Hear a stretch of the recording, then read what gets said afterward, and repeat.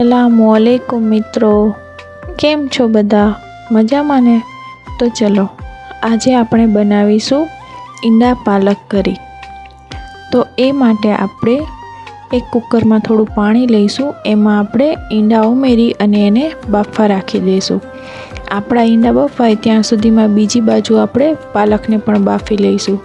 પાલક બફાઈ જાય પછી આપણે તેને મિક્સચરમાં નાખી અને ક્રશ કરી લઈશું અને એની પ્યુરી બનાવી લઈશું।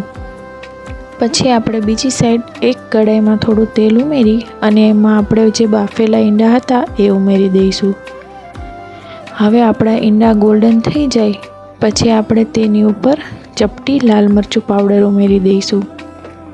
પછી આપણે 1 મિનિટ માટે તેને તળાવા દઈશું। પછી આપણે બધા ઈંડાને બહાર કાઢી લઈશું। પછી આપણે એ જ કઢાઈમાં પાછું થોડું તેલ ઉમેરી દેવાનું છે।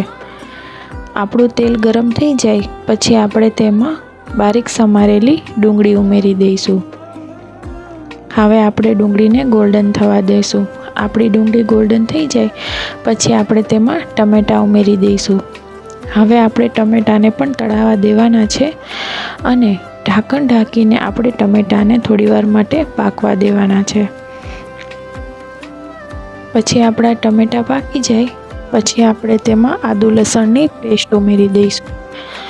એને હલાવી પછી આપણે તેમાં બધા મસાલા ઉમેરી દઈશું, જેમ કે લાલ મરચું પાવડર, ધાણા જીરું પાવડર, હળદર પાવડર અને સ્વાદ અનુસાર મીઠું ઉમેરી દઈશું। આપણે એને હલાવી પછી આપણે તેમાં થોડું પાણી ઉમેરી દઈશું અને આપણો મસાલો એકદમ સરસ રીતે કકડી જાય એટલું પાણી ઉમેરવાનું છે, વધારે નથી ઉમેરવાનું।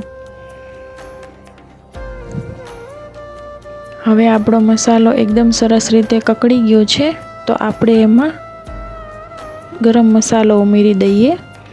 ગરમ મસાલો ઉમેરી પછી આપણે તેને થોડીવાર માટે હલાવીશું। પછી આપણે તેમાં થોડું દહીં ઉમેરી દઈશું અને પછી આપણે તેમાં થોડી મલાઈ ઉમેરી દઈશું। મલાઈ ઉમેરી પછી આપણે તેને મસાલાને સરસ રીતે કકડવા દઈશું। પછી આપણે તેમાં જે ફ્રાય કરેલા ઈંડા છે એ ઉમેરી દઈશું અને એમાં પાલકની પ્યુરી ઉમેરી દઈશું। પછી આપણે તેને થોડીવાર માટે ઢાંકણ ઢાંકીને પાકવા દઈશું। તો તૈયાર છે આપણી પાલક ઈંડાની કરી। તમને લોકોને કેવી લાગી કમેન્ટ બોક્સમાં જરૂરથી જણાવજો અને વિડીયોને લાઈક કરજો, શેર કરજો, કમેન્ટ કરજો અને ચેનલને સબસ્ક્રાઈબ કરવાનું ભૂલતા નહીં। કેવી લાગી તમને મારી પાલક ઈંડા કરી કમેન્ટ બોક્સમાં જણાવવાનું ભૂલતા નહીં। અલ્લાહ હાફિઝ, બીજા વિડીયોમાં મળશું।